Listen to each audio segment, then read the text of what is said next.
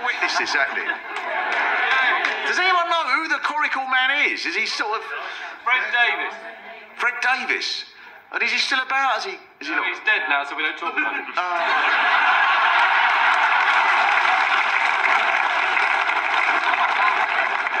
Then, of course, there's the issue of where we are in the country, because one of the reasons that Shrewsbury is full of castles and historic buildings is it's dangerously near Wales. You've only got to doze off on the bus, I would imagine, and you'll wake up there. And then you'll just have to act as calm as you can, make no eye contact. And on no account say to anyone the words that someone told me while I was here. As I'm sure you know, we killed Owen Glandore just outside W.H. Smith's. But this all suggests that Shrewsbury is not as innocent, maybe, as it looks, with its cobbles and its steps and its cathedrals, because the main pastime here, over the centuries, has been fighting. Whenever there was trouble in England, you were in the middle of it. You were the Jeremy Clarkson of the 11th to 17th century. Every few months, the rest of the country went, oh, what's Shrewsbury done now? The brilliant thing is you've managed to take all this slaughter and bloodshed and carnage and turned it into a tourist attraction. Come and visit our lovely castle on a mystery coach trip and have a scone on the very spot where 800 people were hacked to pieces with a sword. It's like if in 500 years' time you can go on a weekend break to Syria and a guide says, now I suggest you enjoy a lovely cream tea and then we'll visit the place where ISIS massacred the villagers.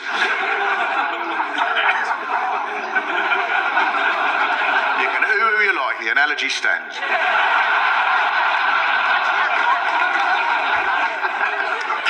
Now, eventually in history, the Welsh King Dafydd was captured in 1283. King Edward I decided to put Dafydd on trial, but before, a specially convened body at the chapter house of Shrewsbury Abbey. Now, 20 towns across Britain sent 2 delegates each, and this was England's first ever Parliament in Shrewsbury.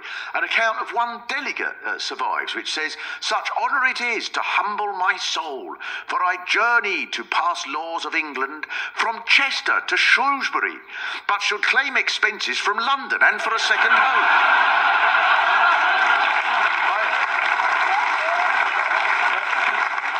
Henry IV took the throne off Richard II. But there was a fight about this, because Henry IV's own supporters rebelled against him and teamed up with the Welsh under Owen Glyndwr to attack Shrewsbury. And so the town became the subject of the famous Henry IV play, when Henry makes the classic speech.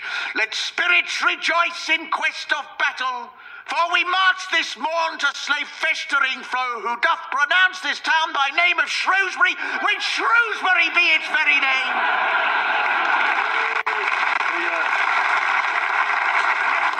Stirring words written by the master Fulk Greville.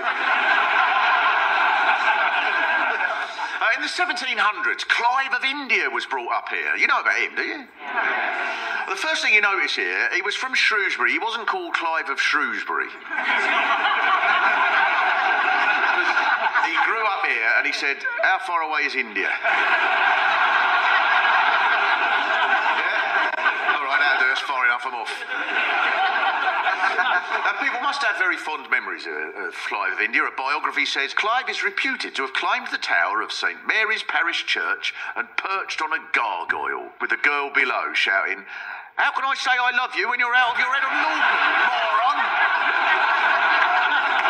Some of the Victorian ideas haven't got away either. The book Victorian Shrewsbury says, no one would regard Rouse Hill as one of Shrewsbury's more attractive thoroughfares. Locals still regard it with much distrust as a place they were forbidden to go in their childhood. I don't want you playing with the Rouse Hill people. Some of their rooms aren't even Elizabethan. Above all, though, in Shrewsbury, there's Darwin, Darwin, Darwin. Charles Darwin, who developed a theory of evolution that he called natural selection, that transformed our understanding of the natural world. He was brought up here and went to the school here, so it's only appropriate that there's a Darwin shopping centre. The local history website assures us the Darwin shopping centre in Shrewsbury has no direct connection with Charles Darwin except for his name. Which must be in case anybody thought he must have done adverts where he pushed a shopping trolley saying, Morrison's turkey steaks at only £2.49 of my natural selection.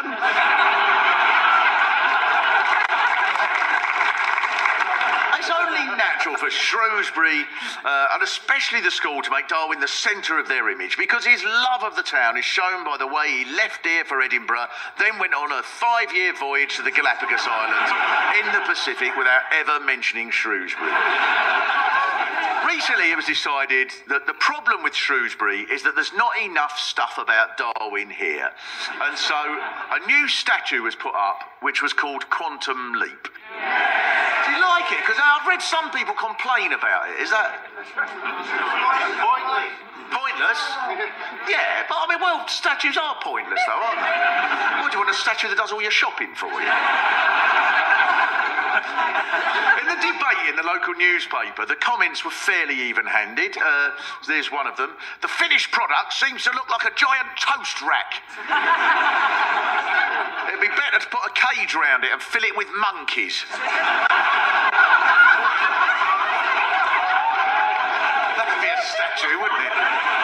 There's something brilliant. Darwin suits Shrewsbury because it's important and historical and respectable, but at the same time there's a rebellion at the heart of it. When you look closely at Shrewsbury, it's not just beautiful and pretty and chocolate boxy, it's tatty round the edges like a town's meant to be. You could come here to study anything, Shrewsbury. You could come here to study science, architecture, geography, or particularly poetry, as the poet Samuel Taylor Coleridge left a legacy of romantic verse, especially lines on a Shropshire jewel, which I will leave you with, because I couldn't put it any better than him, and thank you very much for coming along. Your reflections in the river want to whisper I love you, but can only utter wistfully, your head on glue.